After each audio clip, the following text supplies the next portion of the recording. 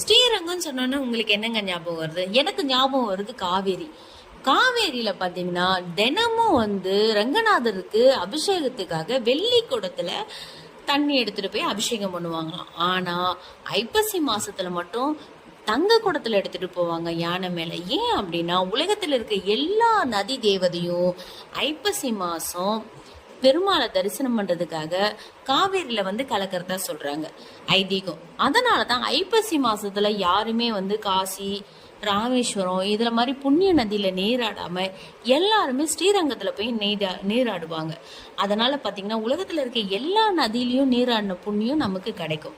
அந்த எல்லா நதியும் ஒன்னா சேரத்தால அந்த மாசம் மட்டும் பெருமாளுக்கு தங்க குடத்துல எடுத்துட்டு போய் அபிஷேகம் பண்ணுவாங்க.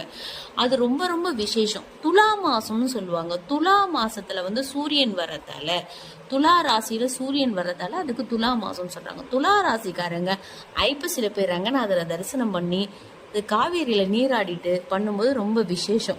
எல்லாருமே திவ்ய தேசத்துல முக்கியமான தேசமான நம்ம ரங்கநாதரை ஸ்ரீரங்கம் போய் கண்டிப்பா தரிசனம் பண்ணி அவரோட அருளை பெறுவோம்.